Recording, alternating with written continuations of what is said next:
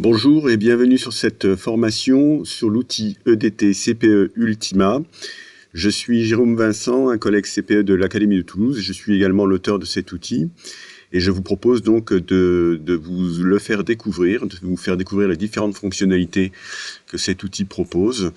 Il s'agit d'un outil fait donc par un CPE, puisque je suis moi-même CPE, et qui est pour des CPE ou pour des services de vie scolaire. Cet outil est gratuit. Le fichier actuellement en cours de version, c'est la version 2025-2026. Le fichier vierge est toujours gratuit. Il est directement accessible en écrivant à l'adresse mail suivante, edtcpe@gmail.com. Vous avez également la possibilité de souscrire à un service d'assistance technique qui vous permet d'être accompagné jusqu'au 30 avril 2026. Donc vous bénéficiez, en souscrivant à ce service, d'un accompagnement personnalisé. Mais j'insiste sur le fait que le fichier dans sa version vierge, lui, est toujours gratuit. Nous allons donc découvrir EDTCPE dans ses différentes facettes, dans ses différentes fonctionnalités. Lorsque vous ouvrez EDTCPE, la première chose que vous devez faire, c'est d'activer les macros ou le contenu de ce fichier. C'est un fichier Excel de chez Microsoft Office et qui nécessite d'activer les macros puisque ce fichier embarque un programme écrit en VBA à son bord, de sorte que l'utilisateur de ce fichier puisse disposer de toute l'ergonomie nécessaire pour lui permettre d'être efficace et surtout de gagner un temps considérable dans la réalisation des plannings du service vie scolaire.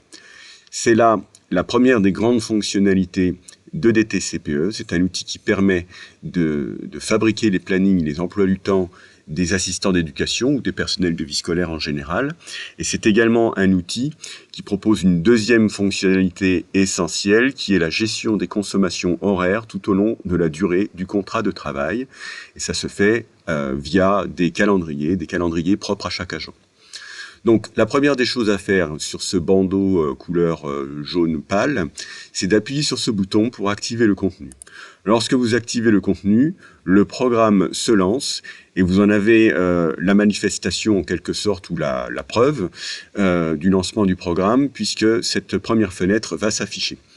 Cette fenêtre vous donne un avertissement. De façon générale, tous les messages que vous verrez apparaître au centre de l'écran, vous devez les lire, vous devez prendre le temps de les lire. Ils vous apportent des informations qui sont très importantes. Ici, par exemple, il est rappelé à l'utilisateur que les onglets que vous avez en bas de l'écran constituent l'architecture de l'outil. C'est comme les murs d'une maison, c'est-à-dire que vous ne devez pas ni en créer de nouveaux, ni les renommer, ni les supprimer, ni les déplacer. Vous avez un deuxième petit message qui vous indique que si vous êtes confronté à un message d'erreur exécution 1004, il vous suffira simplement de cliquer sur le bouton fin et le problème sera réglé. Vous avez ici le générique. Et enfin, vous rentrez vraiment dans le vif du sujet, c'est-à-dire que dans un premier temps de cette formation, vous allez apprendre à initialiser correctement cet outil. Dans un deuxième temps de cette formation, vous verrez de quelle façon est-ce qu'on construit les plannings. Ensuite, nous verrons dans un troisième temps de quelle manière est-ce que vous pourrez vous y prendre pour gérer les consommations horaires de vos agents tout au long de la durée de leur contrat de travail en utilisant les calendriers. Et puis, on terminera cette formation par le module impression, c'est-à-dire que vous aurez la possibilité de découvrir de quelle façon vous pourrez imprimer ou éditer des documents, différentes catégories de documents. C'est parti. Donc la première des choses à faire, c'est de se préoccuper des réglages des panneaux jours. Les panneaux jours, ils sont matérialisés chacun par un onglet. Donc vous avez ici 7 onglets comme 7 jours de la semaine. Et pour le moment, si par exemple je vais sur l'onglet du lundi, on voit qu'on a une graduation qui existe par défaut, mais que je vais pouvoir modifier en fonction des besoins réels de mon établissement. Pour le moment, vous voyez ici, l'écran est noir, vous n'avez encore aucune grille de construite. L'utilisateur n'aura pas besoin de les construire manuellement, la machine va le faire pour lui. De quelle façon est-ce que cela marche? Vous avez dans ce petit tableau 7 colonnes, une par jour, dimanche, lundi, mardi, etc. Chacune des journées est séparée par une zone bleue qui vous permettra d'activer les nuits d'internat si votre établissement dispose d'un internat. Vous avez deux lignes, H début, qui signifie l'horaire de début, c'est-à-dire l'horaire auquel vous souhaitez que vos grilles commencent, et l'horaire de fin, même chose pour la fin de journée. Alors ici, par exemple, on peut imaginer que le lundi, effectivement, mon horaire, c'est le matin à 8 heures. J'ai besoin d'avoir une grille qui commence à être graduée à partir de 8 heures. Et si on imagine que je suis dans un internat, alors je vais venir, par exemple, ici taper 22 heures, si toutefois votre règlement intérieur prévoit que le coucher des élèves est prévu à 22 heures. Ensuite, puisque je suis dans l'exemple d'un internat, je vais venir cliquer sur cette petite zone bleue pour faire apparaître un petit croissant de lune qui vous indique que la nuit du lundi au mardi est bien activée. Cette nuit, lorsqu'elle est activée, vous permettra d'implémenter automatiquement les compteurs horaires de vos agents d'une quantité horaire de 3 heures, puisque le forfait nuit, habituellement, enfin ou réglementairement parlant, c'est 3 heures. Mais vous aurez aussi la possibilité, si vous le souhaitez, de pouvoir modifier ce forfait nuit. On peut imaginer dans ce scénario qui prévoit un internat que le lever, du coup, c'est 7 heures. On retrouve notre coucher à 22 heures. Donc, je saisis mes horaires jour après jour. Et c'est ce qui va me permettre ensuite de pouvoir construire très facilement et très rapidement toutes mes grilles horaires qui viendront supporter mes emplois du temps. Voilà, le vendredi, donc, je suppose également que le lever des élèves, c'est 7 heures, et on peut peut-être imaginer que la fin de journée, c'est 18 heures. Je viens activer l'ensemble des nuits dont j'ai besoin, et je clique sur le bouton « Créer la graduation ». Alors, avant de cliquer sur le bouton « Créer la graduation », assurez-vous que les horaires que vous avez déterminés sont effectivement ceux dont vous allez avoir besoin. Assurez-vous également que vous n'avez pas oublié d'activer les nuits si vous avez un internat. C'est important de le faire maintenant parce que dès lors que vous aurez construit des emplois du temps dans les panneaux jours, vous ne pourrez plus modifier ces horaires. Donc c'est très important de les faire maintenant. Il faut être attentif simplement au moment de l'initialisation. Je viens ici créer la graduation. J'ai quelques panneaux informatifs que je vous laisserai découvrir lorsque vous utiliserez cet outil. On m'indique ici que la graduation a bien été mise à jour. Et je suis automatiquement redirigé vers les calendriers. Alors là, en particulier, c'est le calendrier des vacances scolaires, c'est-à-dire le calendrier modèle, à partir desquels ensuite les calendriers nominatifs, c'est-à-dire les calendriers de chaque agent, seront construits. Donc j'ai ici les 6 premiers mois de l'année scolaire, de septembre à février, et avec la molette de la souris, si je viens défiler mon écran, je trouve les 6 autres mois de l'année, de mars jusqu'à la fin du mois d'août. En rouge, j'ai matérialisé les périodes de vacances scolaires. J'ai également matérialisé en rouge les jours fériés. Voilà. On a ici, par exemple, le lundi de Pâques, le 1er mai, le 8 mai, etc. Sur la partie gauche, vous trouverez des compteurs horaires dont vous comprendrez l'utilité un petit peu plus tard dans cette formation. Vous avez la possibilité d'ajouter des périodes en rouge si vous deviez avoir besoin. Bon, a priori, là, c'est un exemple complètement fictif, donc je viens intégrer une période de congé scolaire au début du mois d'octobre, ce qui, a priori, ne correspond à aucune académie que je connais, en tout cas. Donc, vous pouvez aussi, évidemment, annuler ce que vous avez fait. Donc, vous resélectionnez la partie que vous souhaitez désactiver en tant que congé scolaire, et vous recliquez également sur ce petit bouton. On me demande de confirmer, est-ce que je veux réellement effacer cette période en rouge? Ben oui, évidemment, parce que cette période en rouge, a priori, ne correspond à rien de sérieux. Vous pouvez également choisir de désactiver un jour férié, si vous le souhaitez, ou de le réactiver. Voilà. Lorsque vous avez terminé de réaliser tous les ajustements dont vous pouvez avoir besoin dans ce calendrier, sur les 12 mois de l'année, alors vous pouvez quitter ce calendrier. Un peu plus tard dans la formation, on s'intéressera au bouton report lorsqu'il sera question de vous présenter de quelle façon est-ce que vous vous y prendrez pour gérer vos consommations horaires sur toute l'année scolaire. Pour le moment, je viens cliquer sur le bouton quitter, ce qui va faire disparaître automatiquement l'onglet du calendrier qui pour le moment est actif en bas de l'écran. Dès lors que je vais cliquer sur quitter, l'onglet calendrier va disparaître. Ça ne veut pas dire que le calendrier a été supprimé, ça veut simplement dire que cet onglet maintenant ne vous est plus utile dans l'immédiat et il a été simplement masqué pour éviter d'encombrer le bas d'écran avec une multitude d'onglets. Nous sommes de retour sur le panneau équipe. Là, vous voyez en bas, c'est le panneau équipe qui est activé. On s'est préoccupé dans un premier temps du réglage des panneaux jour. Si je vais sur le panneau du lundi, pour le moment, je n'ai toujours aucune grille. Pourquoi? Eh bien parce que je n'ai toujours pas commencé à créer une liste de surveillants, une liste de personnel de vie scolaire. C'est ce que je vous propose de faire maintenant. Si, par exemple, dans cet exemple, je veux travailler avec 3 assistants d'éducation, je vais cliquer une première fois sur le petit bouton plus, une deuxième fois, une troisième fois, et j'ai donc 3 lignes qui se sont automatiquement créées. Si je vais dans le panneau du lundi, je vois effectivement que ces 3 lignes ont été reportées automatiquement, idem sur le panneau du mardi, du mercredi, etc. Maintenant, je vais venir nommer mes agents. Alors, par exemple, ici, j'ai un agent qui s'appelle Martine.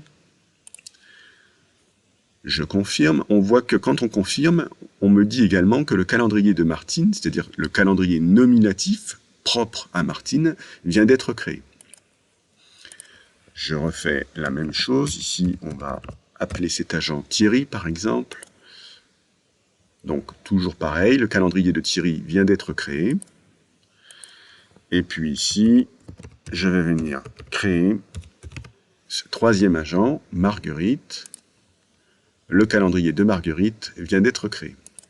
Pour le moment, vous ne voyez pas les calendriers qui s'affichent en bas de l'écran, les 3 calendriers que je viens de créer automatiquement, parce que c'est pour éviter encore une fois d'encombrer le bas de votre écran avec une multitude d'onglets, mais vous verrez tout à l'heure, lorsqu'il sera question des calendriers, de quelle façon est-ce que vous allez pouvoir appeler le calendrier de Martine, ou bien celui de Thierry, ou bien celui de Marguerite. Continuons sur ce panneau équipe. Vous avez une première colonne intitulée H contrat, ce qui signifie que c'est horaire contrat, si vous voulez, c'est-à-dire que c'est dans cette colonne que vous allez indiquer le nombre d'heures que vous souhaitez affecter à votre agent. Donc évidemment, les établissements doivent se référer à la législation en vigueur, même si, en théorie, cet outil ne prend pas des décisions à la place du CPE ou du chef d'établissement. Alors, quand je dis CPE, il faut l'entendre au sens du CPE travaillant toujours sous l'autorité du chef d'établissement. Je ne vais pas le répéter continuellement durant cette formation, sinon ça va être un petit peu lourd. Donc, comprendre que quand je fais référence au CPE, c'est un CPE qui travaille sous l'autorité du chef d'établissement et également qu'il travaille dans le respect de la réglementation en vigueur concernant les personnels de vie scolaire. Cela dit, comme je le disais à l'instant, on pourrait très bien imaginer que les CPE fassent des choix qui leur appartiennent, mais attention quand même, parce que si vous vous écartez de la réglementation en vigueur, il est évident que vous pourriez du coup créer du conflit dans vos équipes et rencontrer des difficultés relationnelles ou des difficultés en termes de pilotage de votre équipe, si vous ne respectez pas les règles en vigueur. Donc ici, Martine, je lui ai affecté 1593 heures.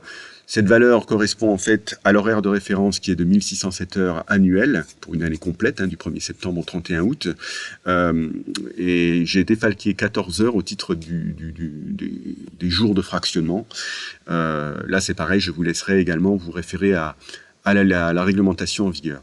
Donc ça correspond à un 100%. Donc je viens ici dans la colonne pourcentage indiquer cette quotité. Et je suis dans l'exemple d'un établissement disposant d'un internat.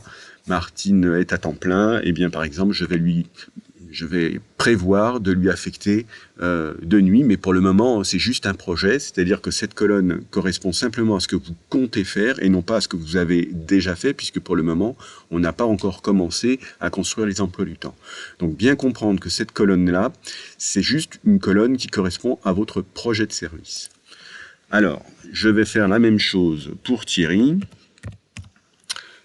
1593 heures correspondant à 100%.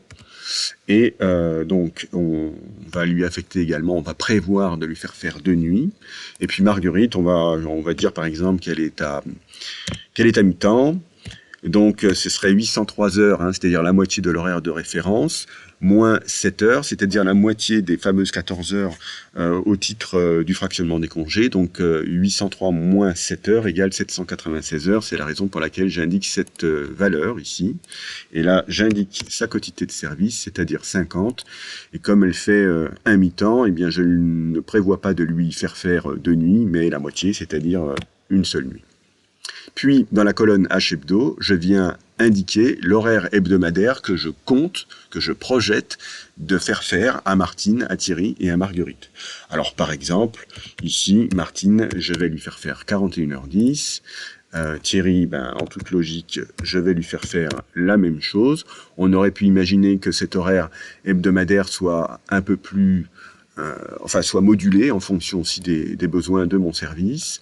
Et ici, eh bien, je vais mettre la moitié, c'est-à-dire 20 heures et 35 minutes. Alors là, vous voyez, j'ai indiqué 20-35 en oubliant les deux points qui doivent séparer les heures et les minutes. Donc ça, c'est très important de respecter ce format, donc HH pour les heures, 2 points, MM pour les minutes.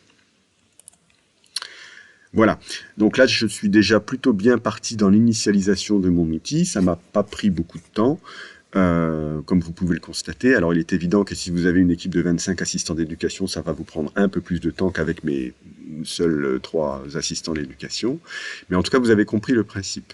Les cases que vous pouvez renseigner, ce sont les cases qui sont sur fond blanc, dans cette partie-là, parce que tout le reste du tableau, vous voyez que les cases sont sur fond coloré, soit grisé, soit bleu, soit vert, soit bleu clair ou éventuellement rouge, ça vous le verrez tout à l'heure. Donc toute cette partie-là, à partir de là jusque-là, c'est une partie tableau de bord, c'est-à-dire que c'est une partie en lecture seule. Vous ne pourrez pas modifier manuellement les valeurs qui sont indiquées ici. Donc ne vous acharnez pas à essayer de les modifier, c'est tout à fait normal, ce sont des valeurs en lecture seule qui viendront se modifier, s'implémenter au fur et à mesure de la réalisation de votre travail de construction des emplois du temps.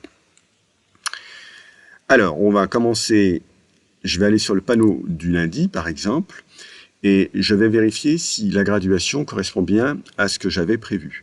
Donc, j'avais prévu que la graduation commence à 8 heures, et j'avais prévu que cette graduation se termine à 22 heures, ce qui est bien le cas, et j'avais également prévu d'activer la nuit, et j'ai bien effectivement une toute dernière colonne à l'extrémité droite de ma graduation, qui correspond à la colonne nuit. Cette colonne, vous voyez dans cette case sur fond orange, cette colonne indique la valeur 180. C'est une valeur en fait qui exprime un nombre de minutes, c'est-à-dire que vos 3 heures sont exprimées sous forme de minutes, c'est-à-dire 180 minutes. Si vous avez besoin, pour des raisons qui vous appartiennent, mais là encore une fois, prudence, vous devez quand même respecter la législation. Si toutefois vous avez besoin de changer ce forfait nuit et par exemple d'indiquer que vous ne souhaitez pas un forfait de 3 heures mais un forfait de 4 heures, eh bien 4 heures en nombre de minutes, ça correspond à la valeur 240.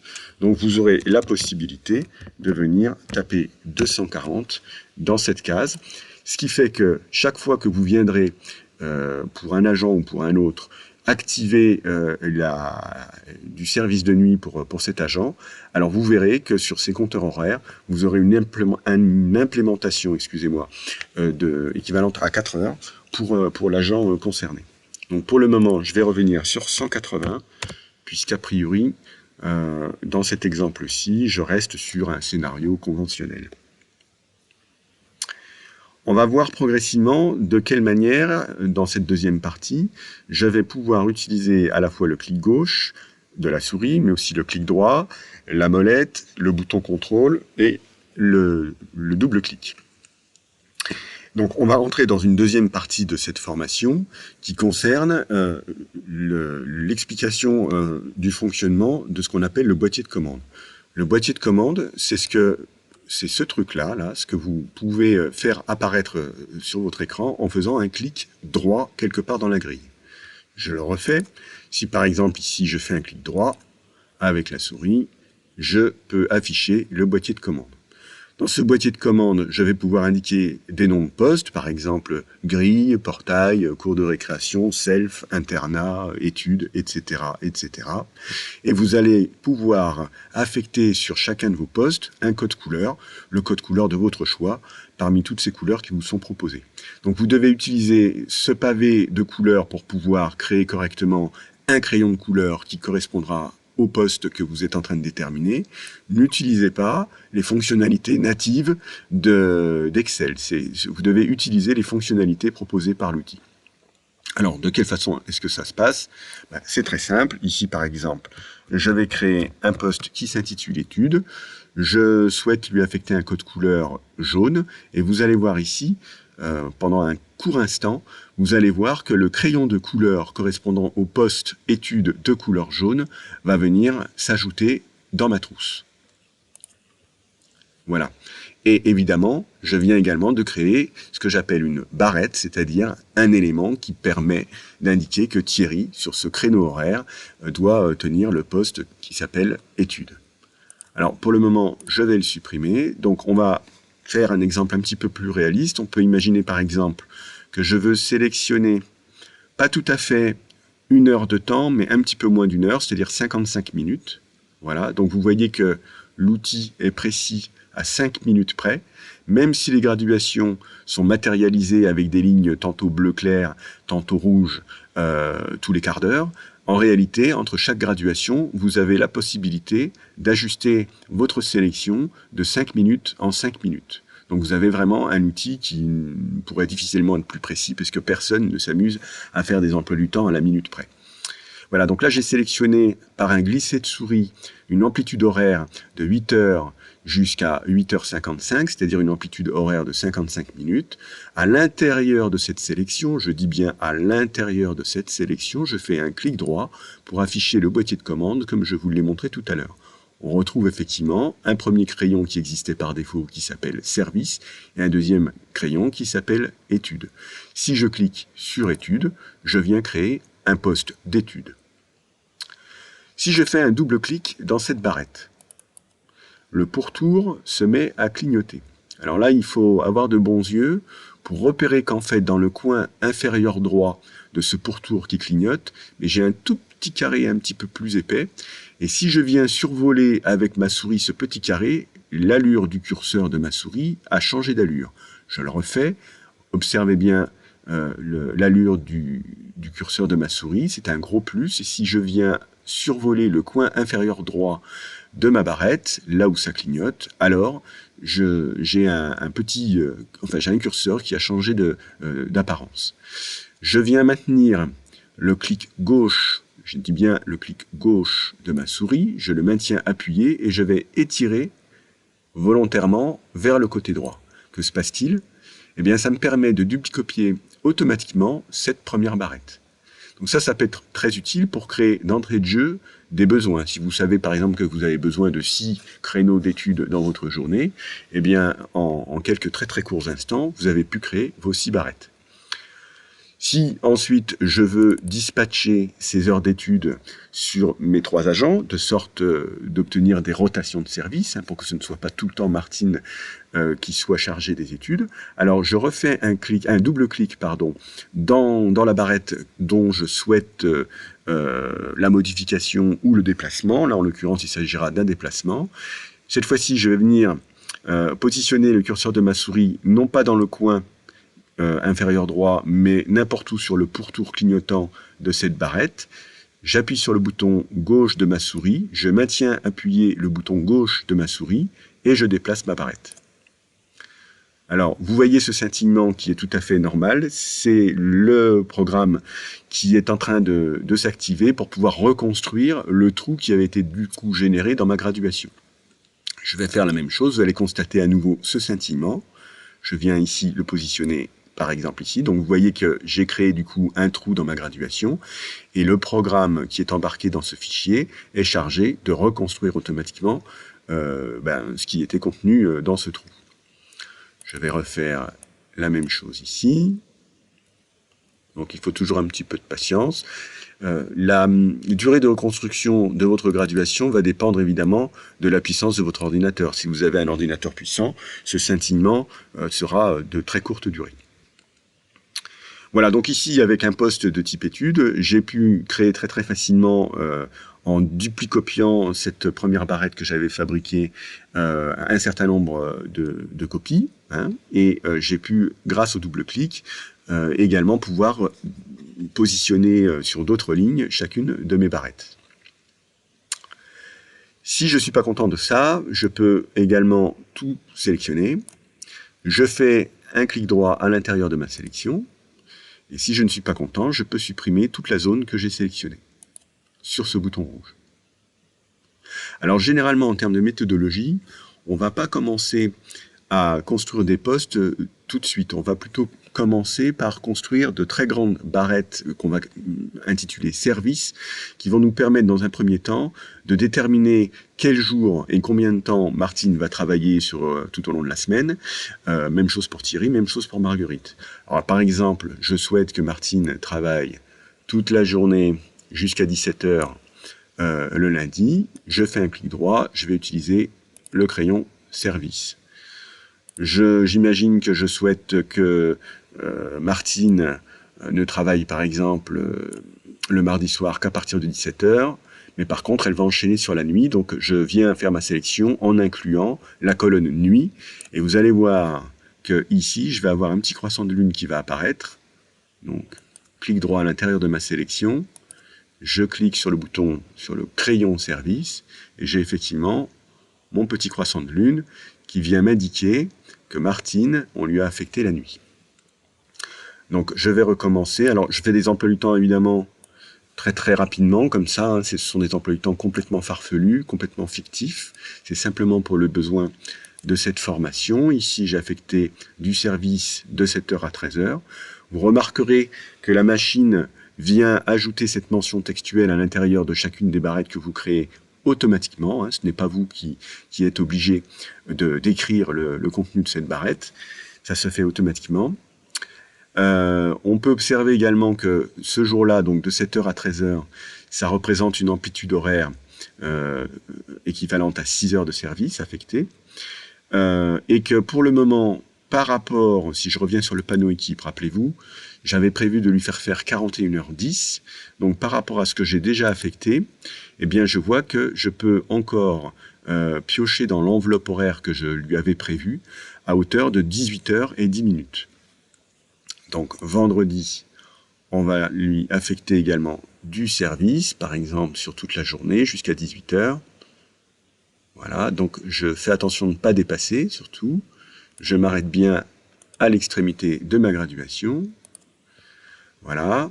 Donc, dans ce scénario-là, je vois que je dois encore affecter 7h10 de service à Martine pour que mon projet soit concordant par rapport à ce que j'avais prévu.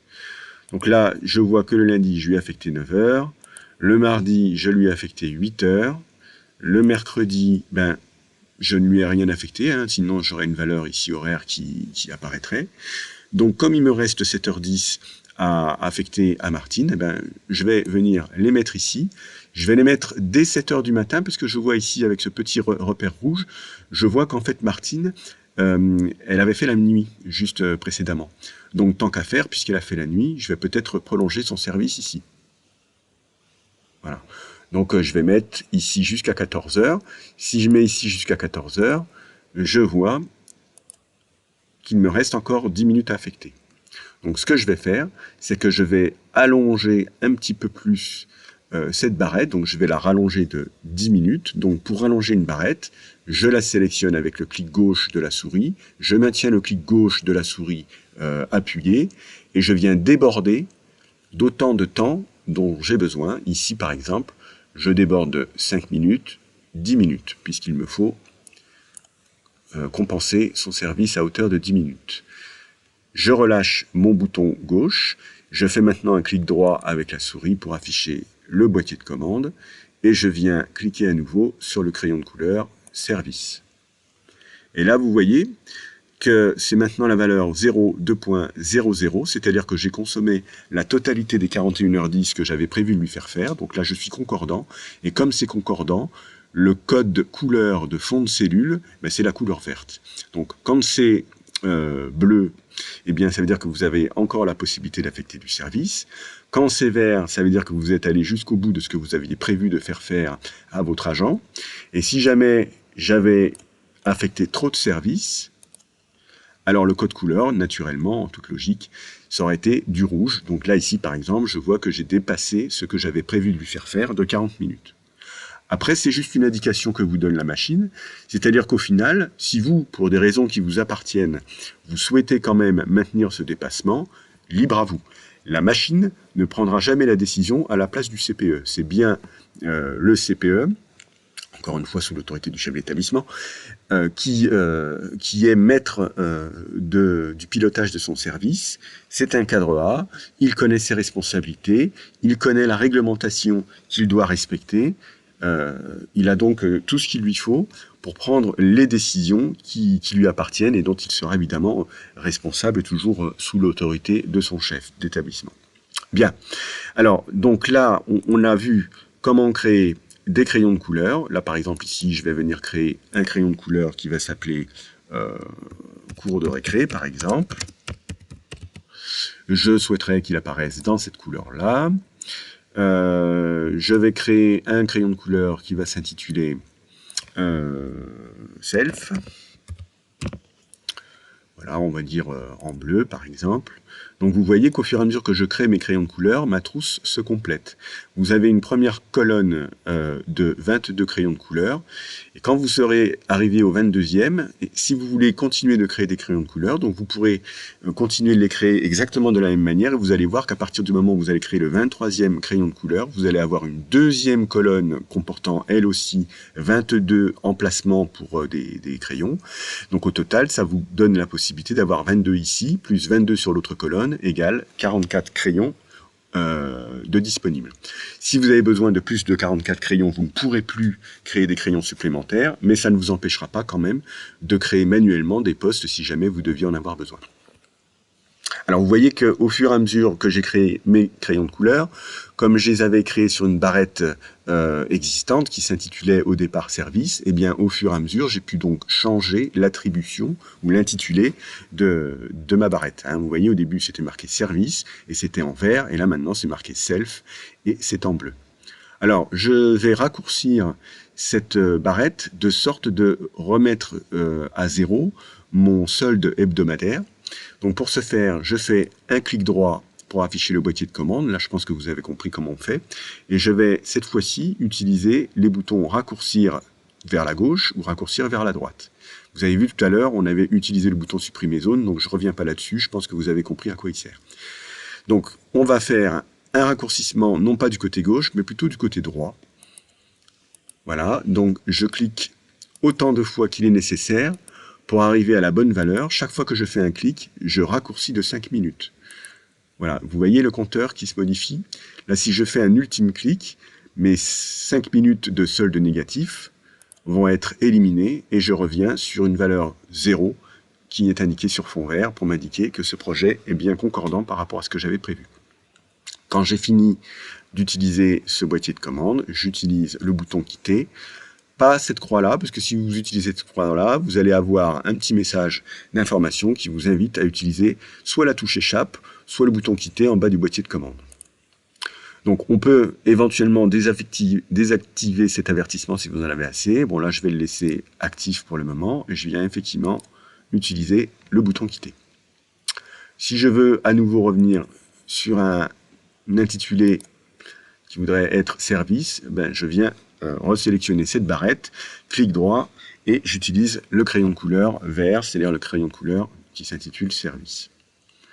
Donc là déjà, vous voyez que on a pour Martine, si je reviens sur le panneau équipe pour constater un petit peu ce qui s'est passé dans mon tableau de bord, qu'est-ce que je vois? Donc Martine qui doit faire 1593 heures au total sur la durée annuelle de son contrat, qui est à 100%, pour laquelle j'ai prévu 2 nuits, pour laquelle j'avais prévu de lui faire 41 heures et 10 minutes de service hebdomadaire. Qu'est-ce que je vois? Je vois que le dimanche, je n'ai rien affecté puisque la valeur est à 0. Je vois que le lundi, je lui ai affecté 9 heures, le mardi 8 heures. J'ai une nuit d'activé, c'est-à-dire la nuit du mardi au mercredi. J'ai 6 heures le jeudi, j'ai 11 heures le vendredi. Ici, dans cette colonne, j'ai le nombre de nuits qui a été réellement affecté. Et je vois qu'en fait, j'ai un petit souci, enfin, c'est pas vraiment un souci, cette valeur apparaît sur fond bleu. Donc quand ça apparaît sur fond bleu, c'est pas un souci. C'est si c'est sur fond rouge que ça peut être un souci. Donc pourquoi est-ce que ça apparaît sur fond bleu? Eh bien tout simplement parce que j'avais prévu de lui affecter 2 nuits, or je ne lui ai affecté qu'une seule nuit, donc 2 moins 1, eh ben voilà, j'ai un solde forcément positif, c'est-à-dire que je peux dans l'absolu lui affecter une autre nuit. Alors imaginons que je veuille lui affecter par exemple une nuit du jeudi au vendredi. Là encore une fois, c'est probablement un exemple complètement farfelu, mais vous avez bien compris que dans le cadre de cette formation, il ne va y avoir que des exemples farfelus. Donc si je veux lui affecter ici une nuit, je sélectionne cette case et je viens, tiens par exemple, là j'ai envie de créer un crayon de couleur qui va venir s'intituler internat. Alors attention, j'ai fait une petite faute de frappe que je viens corriger et je vais le mettre en couleur bleu nuit. Voilà, donc j'ai mon crayon de couleur, hein. J'ai bien ma barrette, ma petite barrette en couleur bleu nuit qui est venue s'afficher. J'ai effectivement mon croissant de lune qui m'indique que Martine fait cette nuit de service. Bon, du coup, au départ, j'avais 6 heures, mais plus les 3 heures de nuit, ça fait 6 et 3, 9 heures affectées, et du coup, je déborde de 3 heures. Donc là, je vais peut-être corriger ce petit problème. Ce que je vais faire, c'est que je vais diminuer cette barrette qui va pour le moment jusqu'à 18 heures. Je vais la diminuer de 3 heures, de sorte que Martine s'arrêtera de travailler le vendredi à 15 heures au lieu de 18, ce qui serait plutôt pas mal, parce que je vous rappelle que la réglementation, normalement, ne vous permet pas d'affecter plus de 10 heures de service dans une même journée ou dans une même amplitude horaire de service, maxi de 12 heures. Donc là, de toute façon, j'étais en dehors des clous puisque je lui avais affecté 11 heures. Donc c'est ce que je vais faire, donc je vais venir insérer en quelque sorte à l'intérieur de cette barrette de service, du vide tout simplement.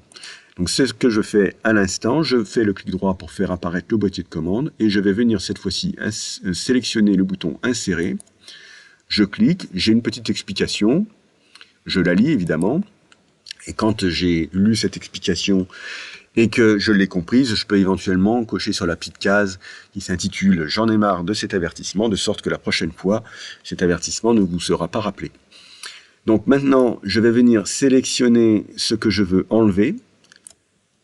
Alors j'aurais pu utiliser les boutons raccourcir, mais ça aurait été un petit peu long, parce que sur 3 heures, des tranches de 5 minutes, il y en a un paquet. Donc quand vous avez un grand bout comme ça à enlever, n'utilisez pas les boutons raccourcir, utilisez le bouton insérer qui va vous permettre de créer des trous. Voilà, je fais le clic droit et j'utilise le bouton enlever. J'aurais pu aussi utiliser un crayon de couleur. Dans ces cas-là, je n'aurais pas inséré du vide, j'aurais inséré du service, mais qui se serait par exemple ici appelé études, ou bien cours de récré, ou bien self, etc. Là, pour le moment, je vais rester sur mon projet d'enlever cette partie-là qui pour moi était en trop. Donc là, j'ai bien créé du vide. Autrement dit, Martine finit son service à 15 heures. C'est très clair sur ma grille. Et j'ai de nouveau une valeur 0 sur fond vert. Tout va bien. Donc je pourrais faire la même chose avec Thierry et avec Marguerite. Pour le moment, je ne vais pas le faire. Je pense que vous avez compris le principe. Donc je vais revenir maintenant. Quand vous avez fait ce travail-là, en termes de méthodologie, donc, vous commencez par affecter des très grandes barrettes qui sont intitulées services. Ça vous permet déjà de déterminer quels sont les jours travaillés par chacun de vos agents et sur quels horaires est-ce que vos agents travaillent, quelles sont les nuits que vous allez pouvoir affecter à chacun de vos agents, de sorte que au final, quand vous avez terminé ce travail pour chacun de vos agents, vous savez qui travaille quand et à quel moment est-ce que vos internats sont effectivement correctement couverts et qui sont affectés sur ces services d'internat. Dans un deuxième temps, vous allez maintenant poster vos grilles, c'est-à-dire que cette grande barrette qui s'intitule service, vous allez la segmenter en autant de postes que nécessaires, qui correspondront de toute façon à votre projet de pilotage. Alors, pour ce faire, je fais un clic droit, je vais de nouveau utiliser le bouton insérer, vous retrouvez effectivement j'en ai marre de ce message, donc si je veux plus qu'il s'affiche la prochaine fois, je vais cocher cette case. Et ici, je vais venir sélectionner une amplitude horaire de 55 minutes, clic droit, et je décide de faire travailler Martine de 8h à 8h55 sur un poste études. Je fais la même chose en allant, donc insérer. Là, je n'ai plus le petit message d'avertissement qui s'affiche puisque je l'ai désactivé, hein, rappelez-vous tout à l'heure. Je fais la même chose, je viens créer sur une amplitude horaire de 55 minutes, voilà, comme ça.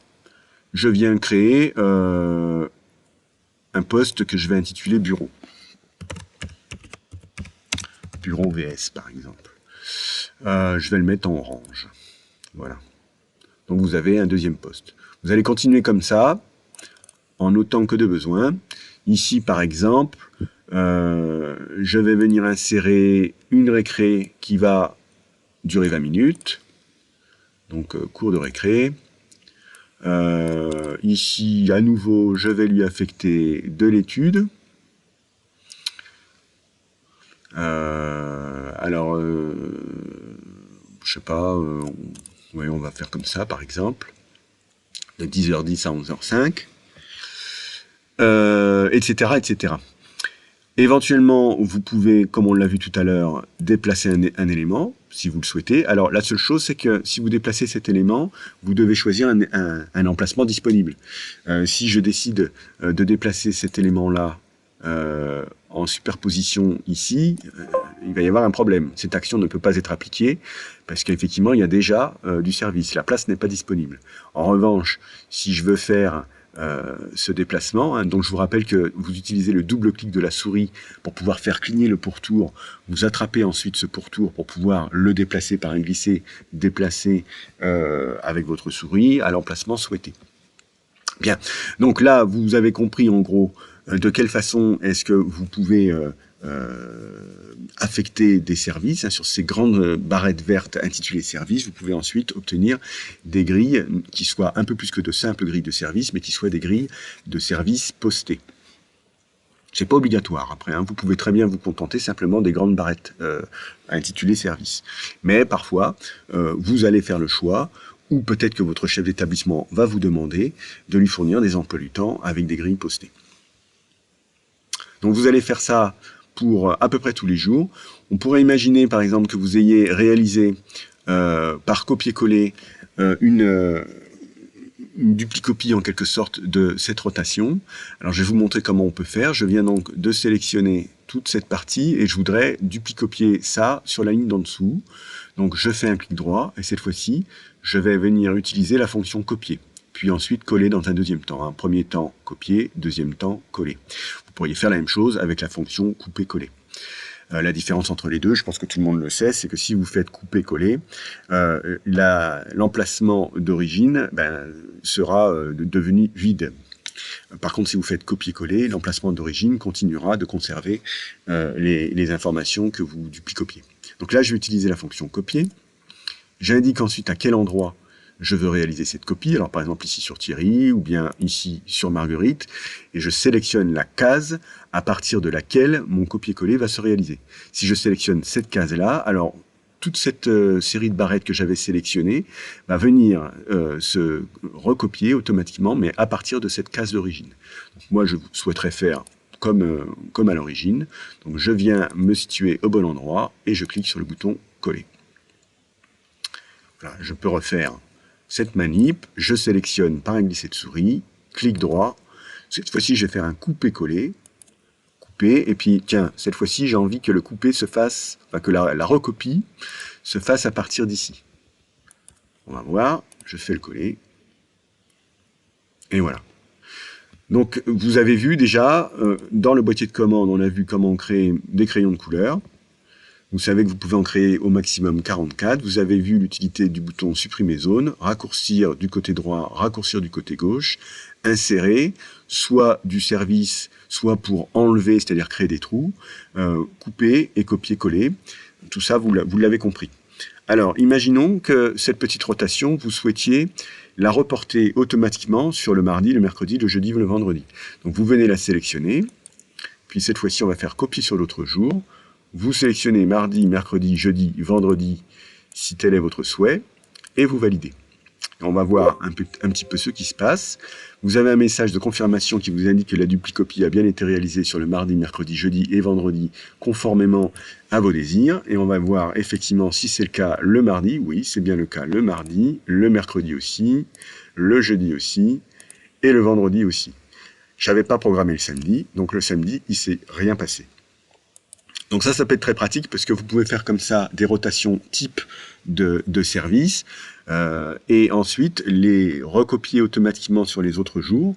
Et puis après, il n'y a plus qu'à, si vous ne voulez pas évidemment que Thierry fasse tous les jours le même service, vous pouvez très bien l'affecter à un autre agent en utilisant la méthode que je vous avais précédemment indiquée.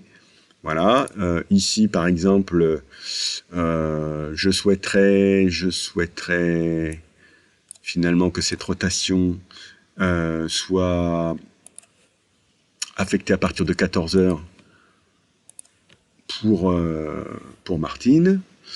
Voilà, donc vous comprenez avec ces explications qu'il est assez simple de créer des barrettes, de les éditer, c'est-à-dire de les recopier, de les duplicopier, couper, copier-coller, de changer les intitulés, pourquoi pas même de changer la couleur d'un crayon, parce que c'est tout à fait possible. Voilà, vraiment, le boîtier de commande vous permet très facilement de manipuler les éléments sur vos grilles de service, comme vous le feriez un petit peu si vous aviez des étiquettes en carton, hein, en quelque sorte, et que vous les attrapiez avec votre main pour les disposer comme ça sur une grille de service, sur un support. Donc là, vous avez exactement la même chose, sauf que c'est pas votre main qui travaille, c'est la souris, le clic gauche, le clic droit, le double clic. Alors, il reste deux boutons là sur fond gris foncé que je ne vous ai pas encore expliqué, donc c'est ce que je vais vous expliquer tout de suite. Je vais aller sur le dimanche. Parfois, vous avez besoin de coefficienter une durée de travail quand c'est par exemple un service effectué le dimanche. C'est-à-dire que vous pouvez dire que le service travaillé le dimanche, 1 heure de service, vous souhaitez qu'en fait cette heure puisse être comptabilisée pour 1h30 de service, c'est-à-dire 1,5 fois plus, ou bien pour 2 heures de service, c'est-à-dire un coefficient de 2. Donc c'est ce que vous allez faire ici. Donc je vais venir sélectionner, alors peu importe la ligne, hein, il faut que ça soit sur la ligne d'un agent, mais peu importe lequel. Vous venez sélectionner la plage horaire sur laquelle vous souhaitez appliquer ce coefficientage. Ça peut être toute la plage horaire, ça peut être une partie de la plage horaire, c'est comme vous voulez. Là, ici, dans cet exemple, je vais sélectionner l'intégralité de cette plage horaire de 14h à 18h. Clic droit, coefficienter la plage horaire. J'indique ici quel coefficient je veux. Donc si je veux que 1 heure compte pour 1h30, je vais taper 1,5. Alors on va privilégier plutôt l'utilisation du point plutôt que l'utilisation de la virgule, même si c'est pas très grave, mais c'est quand même mieux. Et que se passe-t-il? Eh bien, je vois effectivement que toute la graduation en haut, celle qui apparaissait sur fond, normalement ça apparaît de cette couleur, hein, sur fond bleu foncé. Et là, cette couleur bleu foncé a été recouverte d'un hachurage rouge. Donc ça vous permet de voir instantanément que eh bien, cette amplitude horaire a une spécificité, c'est qu'elle supporte en fait un coefficientage. On va voir si ça marche. Donc je vais taper ici par exemple 1 heure de service. Donc on va observer ce qui se passe ici. Hein, dans la colonne affectée, pour le moment, elle n'a pas de service affecté, donc c'est 0. Si je n'avais pas de coefficientage, là je viens de sélectionner une amplitude horaire de 1 heure. Donc si je n'ai pas de coefficientage, c'est 1 heure affectée qui va apparaître ici. Si j'ai un coefficientage de 1,5, ça va être marqué 1h30. On va le vérifier. Je viens appliquer du service et c'est effectivement 1h30. Si j'avais choisi en fait de coefficienter non pas à 1,5, mais à 2. Eh ben, pas de problème, je mets 2, je clique sur OK, et du coup, cette barrette de service a été automatiquement recalibrée selon le coefficientage pour une durée de 2 heures, c'est-à-dire 1 heure de service égale 2 heures comptabilisées. Si finalement je change d'avis et que je veux annuler ce coefficientage, alors j'utilise à nouveau le bouton coefficienter la plage, et ici, si je veux que 1 heure soit égale à 1, alors c'est un coefficient de 1. Donc je tape la valeur 1 et je valide. Mon coefficientage a disparu et ma barrette de service pour Martine, qui était d'une durée d'1 heure, est bien comptabilisée pour 1 heure. On va voir maintenant ce dernier bouton qui me permet d'ouvrir le calendrier de l'agent sur lequel j'ai fait le clic droit. Là, ici, j'ai fait un clic droit sur Thierry. Donc, c'est le calendrier de Thierry que je vais pouvoir afficher. Voilà, ici j'ai bien le calendrier de Thierry, les nominatifs, c'est très clair. Donc c'est marqué Thierry 2.100%, c'est-à-dire que j'ai un rappel de sa quantité de service. Sur le côté, pour le moment, qu'est-ce que j'ai? J'ai le volume horaire annuel, H contrat, qui est de 1593 heures.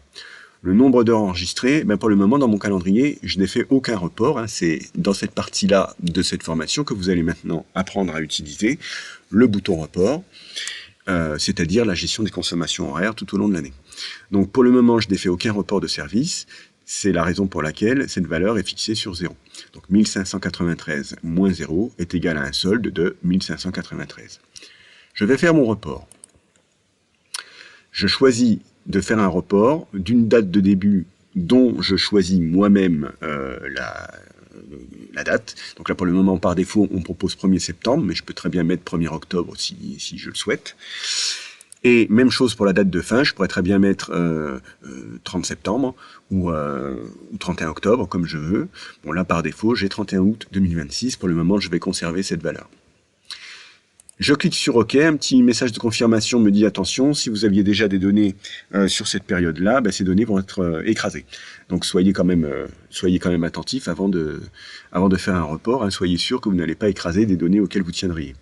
Donc là, pour le moment, c'est pas le cas. De toute façon, mon calendrier, il est vierge. Donc, je clique sur oui. Et toutes les valeurs horaires sur chacun des jours de toute l'année scolaire vont apparaître automatiquement. Un petit peu de scintillement, c'est normal. C'est ma machine qui travaille. Il avait détecté que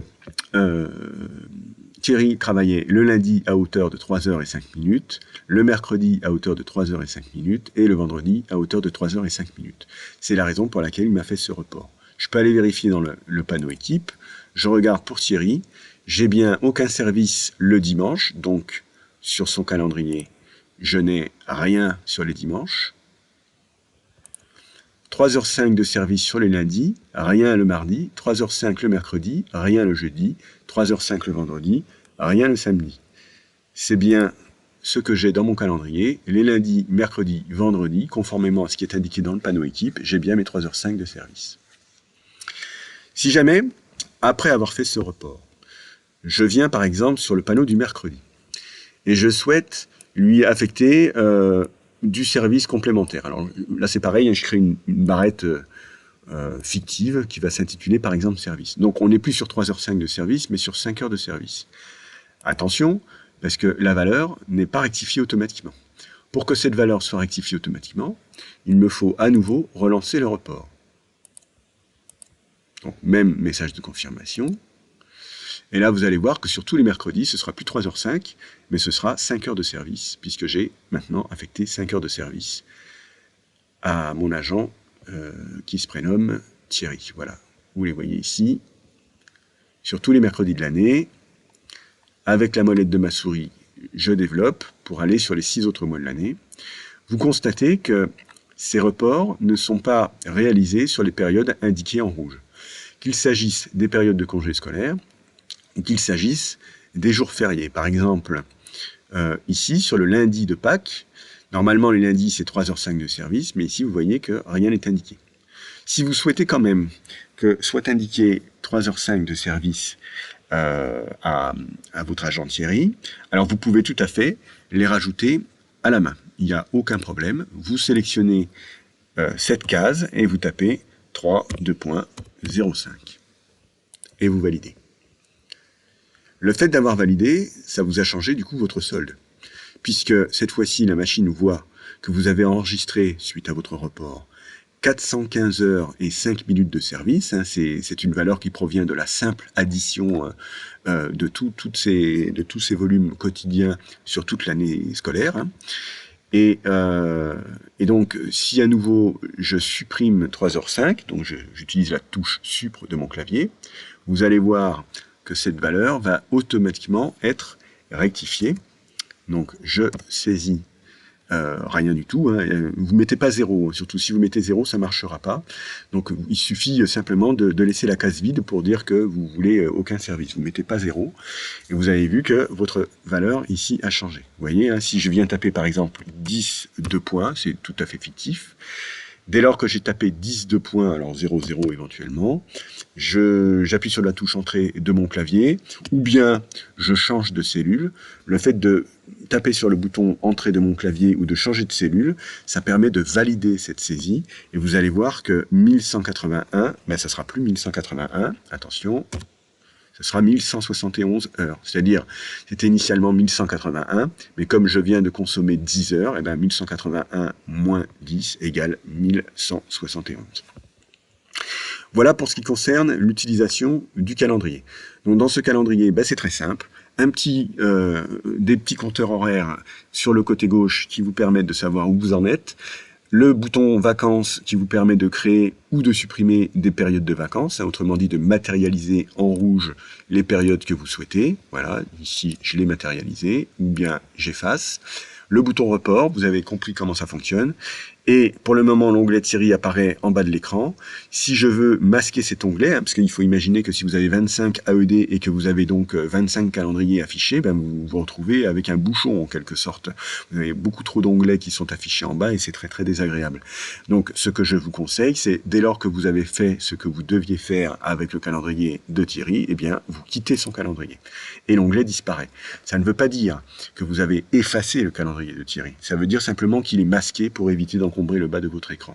Si vous souhaitez rappeler ce calendrier, même chose, vous allez sur la ligne de Thierry, vous faites un clic droit n'importe où sur sa ligne et vous cliquez sur le bouton ouvrir le calendrier et vous retrouvez l'onglet calendrier pour Thierry qui s'est affiché comme tout à l'heure. Donc à nouveau, je quitte.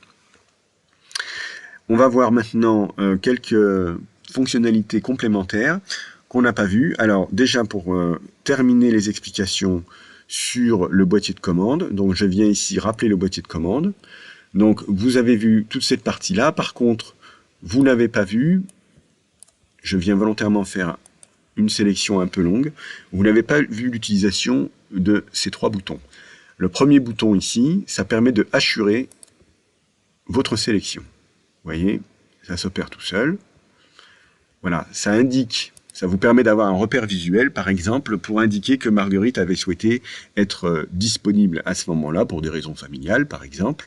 Donc, vous vous faites un repère visuel qui va vous permettre de mémoriser ce vœu de disponibilité. Ça, c'est très important, parce que si vous avez 25 AED dans votre équipe, vous allez forcément avoir du mal à mémoriser les 25 vœux de disponibilité de vos agents.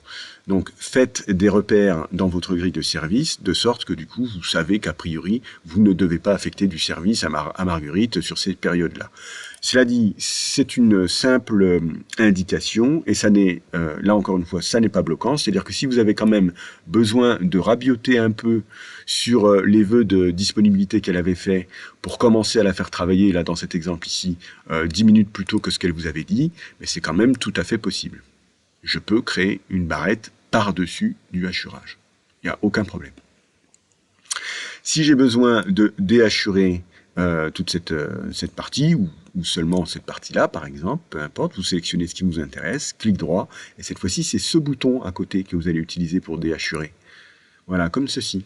Vous n'avez plus de hachurage. On va voir maintenant ce petit symbole. Donc là, pour le moment, c'est un symbole de crayon qui est allumé en vert. Ça veut dire que chaque fois que vous venez créer un nouveau poste, je sais pas moi, qu'est-ce que je pourrais créer passage au self, par exemple. Je vais le mettre dans cette couleur-là. Donc, comme là, ici, c'est en vert, ça veut dire que vous autorisez la machine à créer un crayon supplémentaire. D'accord? Mais si vous ne souhaitez pas que la machine vous crée ce crayon supplémentaire, alors vous basculez en rouge et le crayon ne va pas être créé. Vous allez voir, je vais sélectionner une couleur au hasard, celle-ci par exemple. Et effectivement, le crayon de couleur passage ne s'est pas créé. Si vous souhaitez repasser en vert, alors cette fois-ci, le crayon de couleur a bien été créé. Si vous souhaitez effacer ce crayon de couleur, ou un autre, par exemple celui-ci, vous cliquez sur la petite gomme qui se trouve à l'extrémité du crayon. Et du coup, ça vous fait un emplacement disponible. Ce qui fait que si vous deviez faire, par exemple, passage 2, un autre crayon de couleur, alors vous allez voir que la machine va automatiquement remplir les espaces disponibles qu'elle détecte. On va mettre ça, par exemple, dans cette couleur-là, et vous avez vu, le crayon passage 2 est venu compléter l'emplacement qui était disponible. Ça vous évite d'avoir des trous dans votre trousse.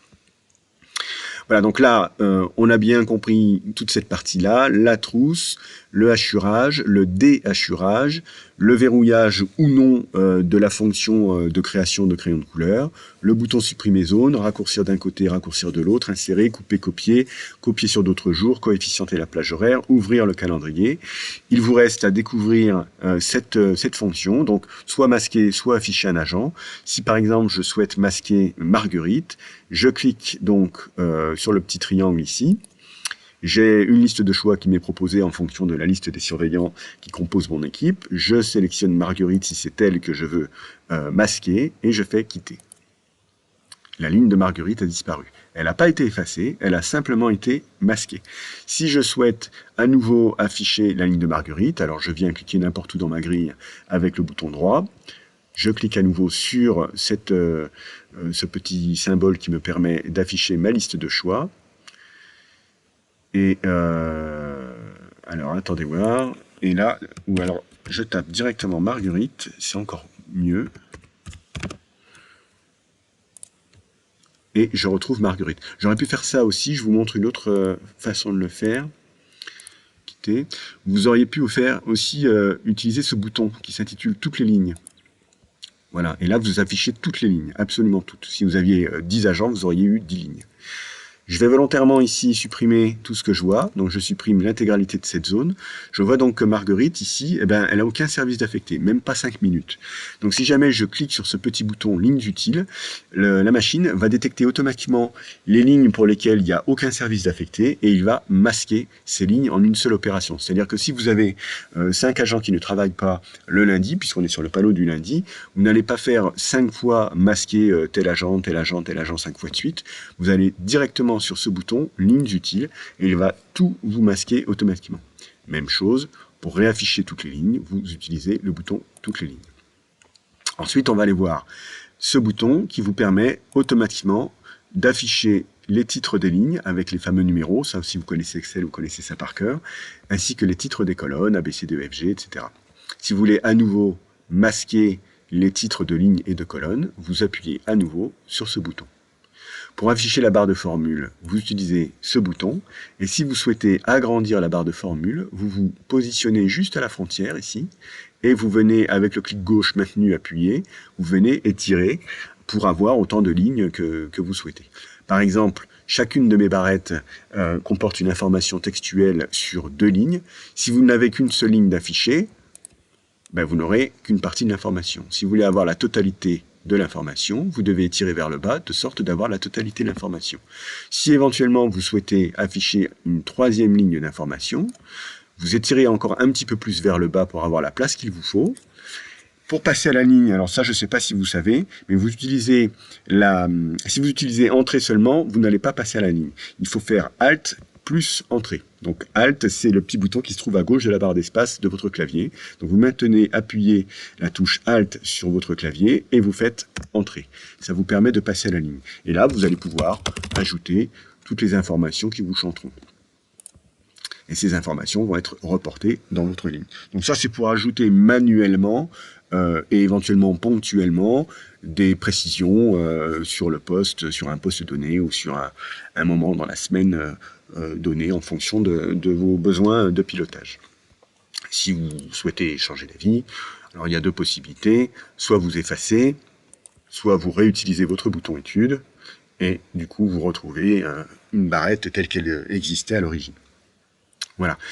Pour faire disparaître à nouveau la barre de formule, vous recliquez sur barre de formule, ça vous fait un petit peu plus de place. C'est toujours utile d'avoir un maximum de place à l'écran, parce qu'encore une fois, si vous avez 25 AED, vous allez être obligé d'utiliser cette barre de défilement verticale pour pouvoir naviguer sur les 25 lignes que comportera votre planning. Et donc, ça peut être rapidement fastidieux si en plus votre écran est diminué par la présence de la barre de formule, alors que cette barre de formule n'est pas forcément tout le temps utile, et en plus vous savez comment l'appeler, ou l'afficher, ou la masquer très facilement. Voilà. Si vous avez l'impression que vous avez tout perdu, parce qu'accidentellement, vous avez donné un coup de molette sans vous en rendre compte. Donc en faisant un coup de molette, en fait, vous scrollez, hein, c'est-à-dire que vous faites défiler votre écran, soit vers le haut, soit vers le bas. Et c'est exactement la même chose que la barre de défilement. Donc ça, pas de panique, parce que certains utilisateurs parfois m'appellent en me disant « je ne comprends pas, j'avais tout construit mes emplois du temps du lundi et j'ai plus rien ». C'est tout simplement qu'il suffit d'agir sur la molette de la souris pour réafficher tous vos agents. Ce sera la même chose dans le panneau équipe. Vous avez aussi avec la molette la possibilité de défiler votre écran. Donc même chose, j'ai des utilisateurs parfois qui m'appellent en panique en me disant « mince, j'avais créé toute mon équipe de 25 AED, j'en ai plus un seul ». Donc l'astuce, hein, c'est tout simplement d'utiliser la molette de la souris pour faire défiler votre écran pour retrouver l'intégralité de votre liste d'agents. Donc là, on a quand même bien avancé, on se rapproche de plus en plus de la fin de cette formation. Donc on a vu l'intégralité de ce qu'il y a à savoir sur le boîtier de commande. On a vu quasiment toutes les options que vous proposent les panneaux jours. On peut aller vraiment jusqu'au bout du bout. Vous avez par exemple ici ce que j'appelle le train. Pourquoi le train? C'est parce qu'il y a en quelque sorte une suite de wagons qui vous donne une information en termes de chiffres, qui vous dit voilà, sur ce créneau horaire qui va de 8h à 10h, il n'y a qu'un seul agent mobilisé. À partir de 10h jusqu'à 13h05, il y a 2 agents mobilisés. De 13h05 jusqu'à 17h, il y a un agent mobilisé. Et ensuite, vous avez 0 agent mobilisé.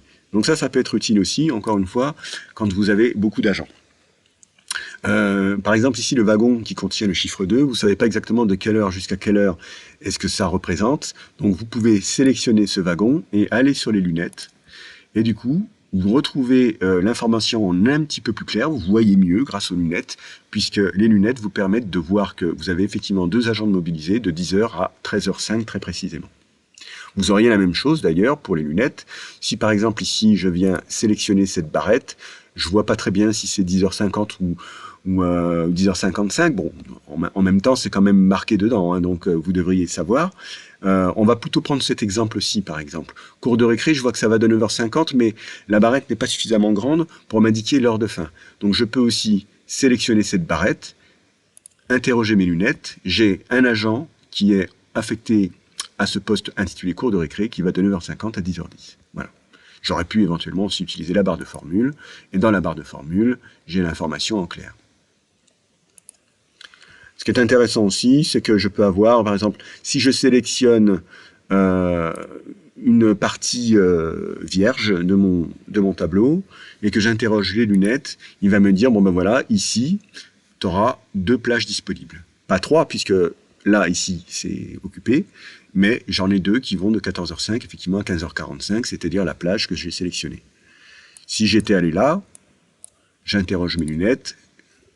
Alors, attendez-moi, hop, j'interroge mes lunettes. Et là, ça ne marche pas ici, je ne sais pas pourquoi.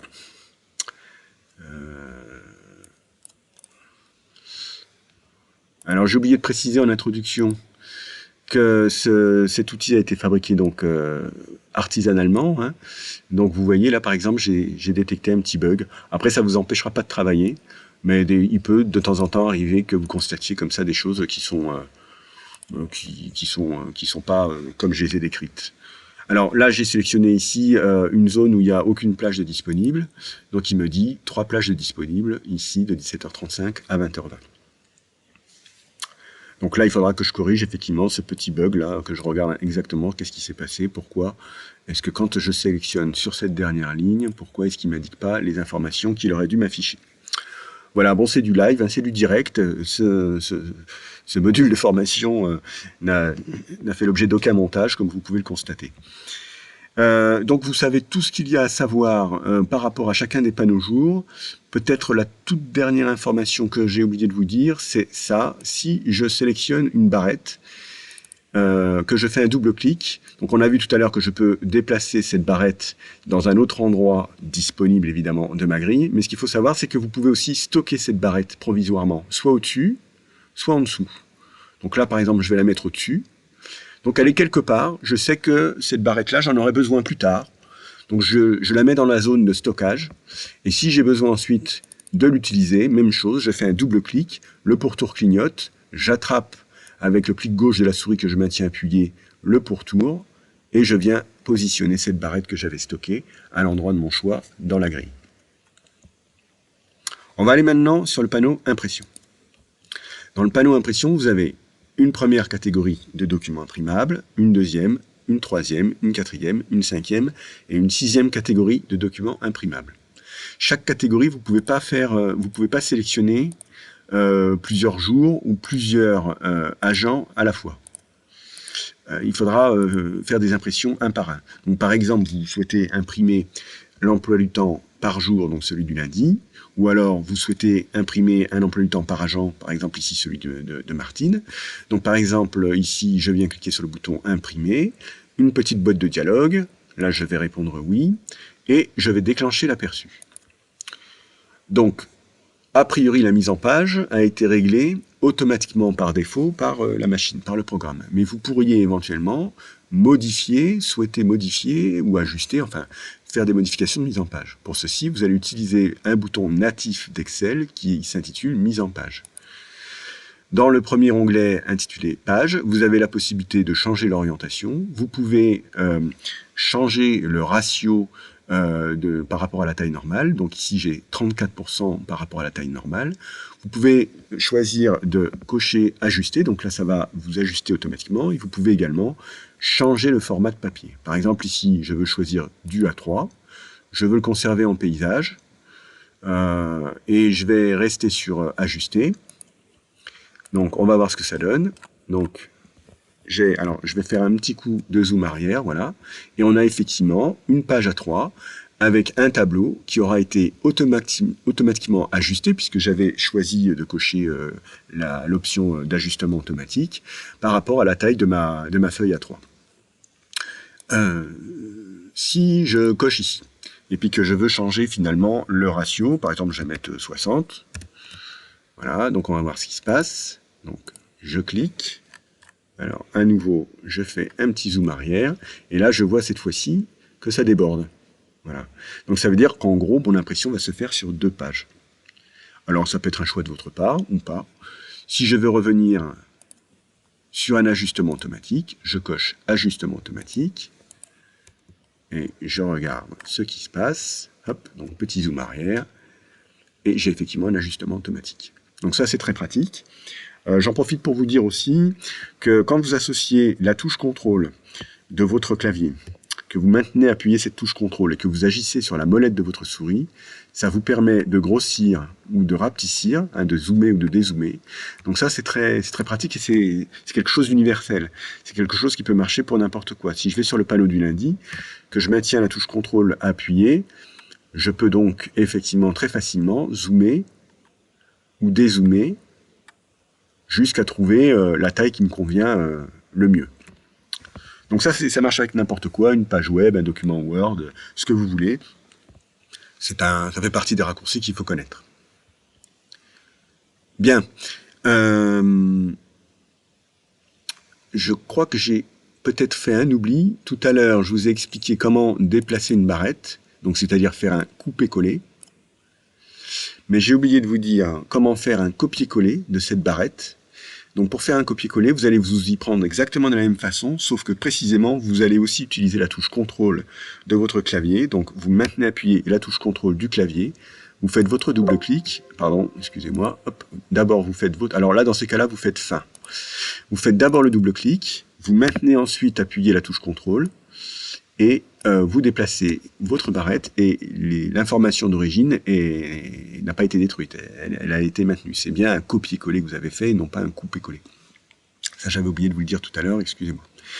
Donc, je reviens sur mon module impression. Donc, on a vu comment imprimer le panneau du lundi. Maintenant, on va voir pour l'emploi du temps de Martine. Donc, c'est bien l'emploi du temps de Martine. Donc, on le retrouve ici affiché. Même chose, si je maintiens appuyé la touche contrôle de mon clavier, je peux avoir une vision d'ensemble de son emploi du temps.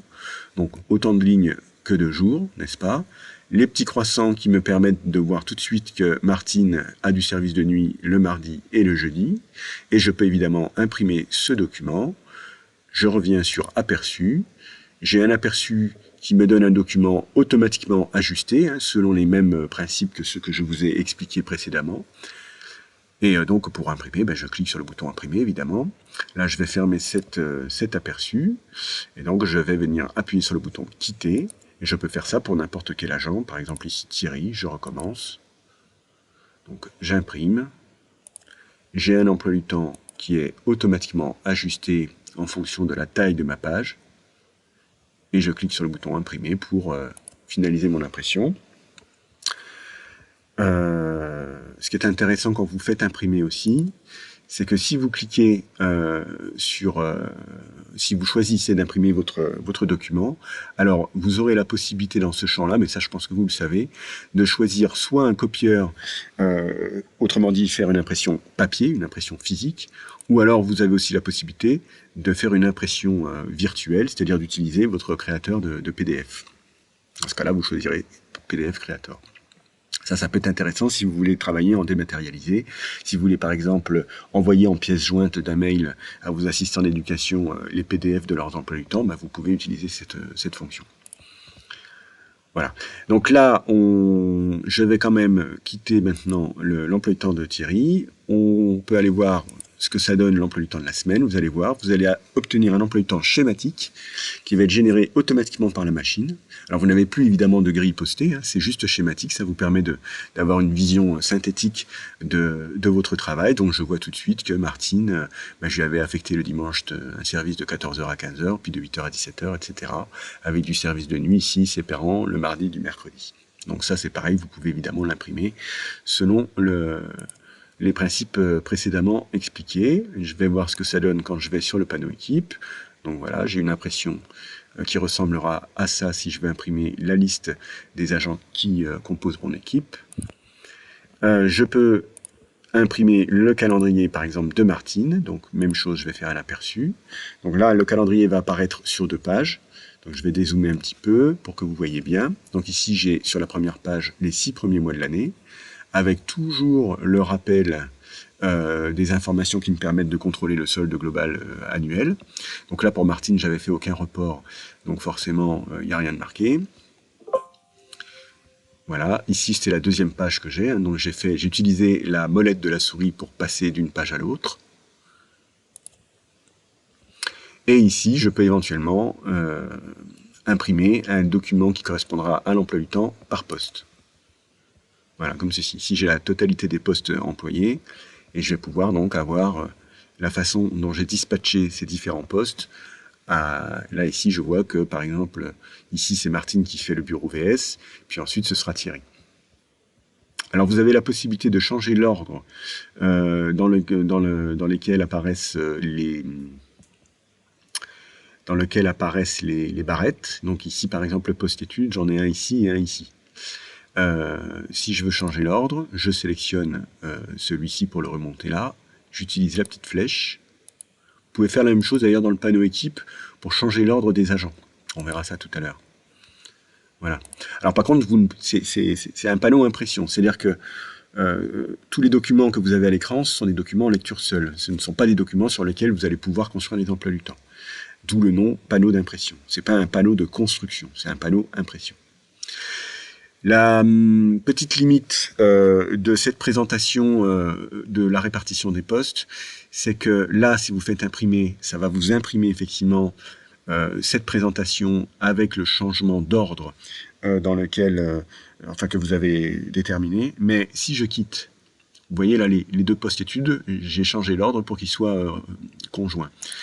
Mais si je quitte et que je reviens, ça n'aura pas conservé la mémoire de ce changement d'ordre. Donc ça, c'est un défaut. C'est un défaut de cette application. Ça aurait été bien, effectivement, que ça puisse être mémorisé, mais ça n'est pas le cas. Donc sachez-le, c'est pas un bug, c'est juste une fonctionnalité que j'ai pas suffisamment développée dans ma programmation. Voilà. Donc là, on vient de faire le tour des 6 catégories de documents que vous avez la possibilité d'imprimer. Vous noterez cette mention écrite en rouge. Pas de calendrier pour nouveau. Pourquoi? Parce que quand vous cliquez ici pour créer une nouvelle ligne, par défaut, elle s'intitule Nouveau. C'est-à-dire qu'elle n'a pas tout de suite, immédiatement de nom. Ça viendra après. Mais du coup, tant que vous ne lui avez pas donné de nom, il n'y a pas de calendrier qui existe pour cette ligne intitulée Nouveau. Et c'est pour ça qu'on vous le dit ici. voyez, il y a pas de, vous n'avez pas la possibilité de choisir la ligne nouveau. Ça va pas marcher. Si je sélectionne que je veux faire imprimer, en principe, il va vous dire, vous devez d'abord nommer l'agent dans la ligne sélectionnée, là, dans le panneau équipe. Dès lors que je l'aurai nommé, c'est ce qu'on va faire tout de suite.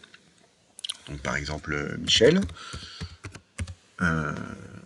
Alors là, effectivement, alors d'ailleurs ça me le dit, hein, le calendrier de Michel vient d'être créé, donc du coup, dans le panneau impression, je vais retrouver effectivement Michel, qui va venir s'ajouter à la liste. Voilà.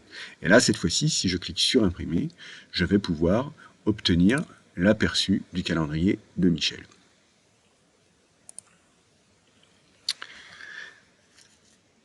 Je reviens sur le panneau équipe. Tout à l'heure, je disais qu'on retrouve ces deux petites flèches qu'on a vues là tout à l'heure. Donc si par exemple Michel, je veux pas qu'il soit... alors oui, si je veux modifier son nom, hein, là je viens de cliquer sur le nom Michel. Si je veux modifier le nom, je peux éventuellement, hein, mais là je vais choisir non. Donc si je veux sélectionner la ligne de Michel, je viendrai la sélectionner, mais en utilisant la colonne pourcentage couleur. C'est-à-dire je viens cliquer à l'intersection de la ligne Michel et pourcentage couleur. Et là du coup, en utilisant ces petits boutons. Alors j'ai un ordinateur qui rame un peu, c'est pour ça que c'est un peu long. Mais sinon, vous voyez que à chaque fois que j'appuie sur ce bouton, je décale d'une ligne l'emplacement de Michel dans la liste. J'ai cette petite calculette qui me permet donc de disposer d'une aide, en quelque sorte. Donc la première option, c'est une option qui concerne les contrats de suppléance. Alors entendons-nous bien sur le vocabulaire. Un contrat de suppléance, c'est par exemple Michel s'est cassé le poignet, donc il est en arrêt maladie pendant 1 mois, donc vous avez besoin de le suppléer. L'inspection académique va vous donner un certain nombre de moyens pour pouvoir assurer cette suppléance. Mais Michel n'est pas démissionnaire pour autant, c'est-à-dire que dans 1 mois, à la fin de son arrêt maladie, si tout va bien, il va revenir travailler. Donc la suppléance, c'est des contrats courants, d'accord? Tandis que les deux autres options, c'est pour assurer un remplacement suite au départ d'un agent, suite à la démission ou au départ d'un agent. Donc ça, a priori, ce sont des contrats qui, eux, iront en principe jusqu'au 31 août. Sauf dans certains cas, on peut imaginer que si vous devez assurer un remplacement à partir du 15 juin, je ne pense pas que le rectorat sera d'accord pour que vous puissiez lui faire un contrat jusqu'au 31 août. Mais là, après, je ne l'affirme pas. Ça, c'est à voir avec votre chef d'établissement ou votre hiérarchie pour savoir de quelle façon est-ce que vous devez fonctionner lorsque vous devez effectuer un remplacement à une date aussi tardive dans l'année. Alors, on va utiliser par exemple cette option. Je vais utiliser la calculette pour des contrats jusqu'au 31 août. Je vois ce qui se passe, donc un petit rappel réglementaire concernant les journées de fractionnement. Donc je peux appliquer ou non les journées de fractionnement. Si mon surveillant est également inscrit à une formation universitaire par exemple, je peux lui appliquer le crédit formation, s'il a fait une demande par écrit au chef d'établissement et que le chef d'établissement a accordé le crédit formation, donc je peux venir cocher cette case. Je viens ici indiquer la quotité de service en pourcentage, et je viens indiquer ici de quelle date jusqu'à quelle date est-ce que son contrat court. Donc là, par exemple, ça va du 1er septembre jusqu'au 31 août, donc une année complète, mais on aurait pu imaginer que ça soit pour seulement une partie de l'année. Donc dans ces cas-là, vous viendriez modifier ces dates de début et ces dates de fin. Quand vous avez tout réglé comme vous le souhaitiez, vous cliquez sur le bouton calculer, et il va automatiquement vous indiquer que, a priori, pour un contrat qui n'applique pas les journées de fractionnement, mais qui applique le crédit formation, qui est à 50% et qui représente une année complète, ça vous représentera 703 heures de service, et c'est cette valeur-là que vous devez reporter dans la colonne H contrat. C'est cette valeur-là qui va vous servir de référence par rapport à tous les calculs que la machine, que EDTCPE va réaliser automatiquement. Voilà. Donc ça, c'est intéressant comme outil parce que si vous avez, par exemple, un 80%, où vous appliquez le crédit formation, vous appliquez les journées de fractionnement, mais il a été recruté le 15 novembre jusqu'au 31 août de l'année suivante. Donc tout ça, ça fait des calculs de proratisation qui sont assez complexes. Vous pouvez les faire à la main, il n'y a pas de problème, mais l'avantage de cette calculatrice, c'est que la machine le fait pour vous, quoi. Donc c'est pratique. Alors là, j'ai vu la deuxième option. Si j'avais sélectionné la troisième option, vous allez voir ce que ça donne. On peut imaginer le scénario suivant. Vous avez donc un agent qui démarre son année, par exemple, à 50%. Mais il se trouve que, enfin, jusqu'au 31 octobre, en fait, au 1er novembre, vous signez un nouveau contrat au 1er novembre. Donc ça veut dire qu'il y a une première période durant laquelle cet agent travaille à 50% du 1er septembre au 31 octobre 2025, je corrige l'année, parce qu'à partir du 1er novembre, vous allez passer cet agent à 75%. Donc que se passe-t-il? Ben forcément, ça va impacter le nombre d'heures que cet agent-là doit faire au total durant l'année. Puisqu'il y a une première période où il fait un certain nombre d'heures par rapport à la quantité de service 50, et ensuite une deuxième période, à compter du 1er novembre, où il doit faire un certain nombre d'heures par rapport à sa quantité 75%. Donc, pour cela, je choisis la troisième option que me proposait la calculette, et je vais donc venir enregistrer les informations qui concernent la première période, c'est-à-dire celle du 1er septembre au 31 octobre. Je calcule. Cela m'indique ici que sur cette première période, donc après calcul de proratisation, il doit faire 134 heures. Si éventuellement j'avais oublié d'appliquer les journées de fractionnement, par exemple, donc je supprime cette ligne, d'abord, j'applique et je relance le calcul. D'accord ? Puis, il passe à 75%, on a dit, à partir du 1er novembre. Donc, je change la quotité. Je change ici la date de début, je mets 1er novembre. Et je mets ici jusqu'au 31 août 2026. Je recalcule. J'ai une deuxième ligne qui s'est affichée. Donc, dans la première période, il devait faire 133 heures.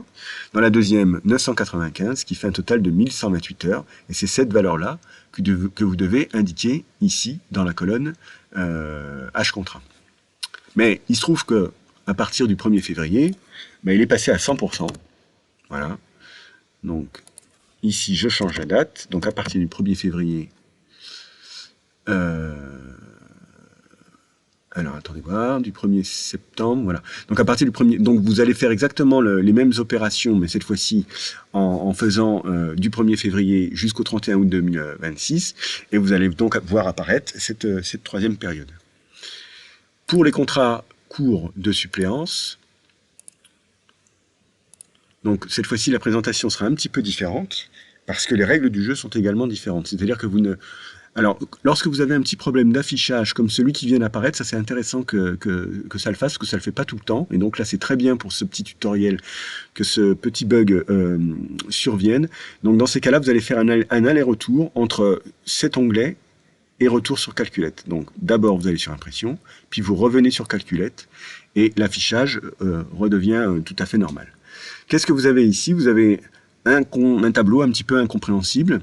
Donc chacune des colonnes de ce tableau vous est expliquée ici dans cette partie explicative. Donc ça fait un peu de littérature, mais c'est important quand même que vous, en tant qu'utilisateur, vous sachiez exactement ce que fait ce tableau, les modes de calcul que vous offre ce tableau. Donc imaginons donc que quelqu'un s'est cassé le poignet, il en aurait maladie pendant 3 semaines par exemple.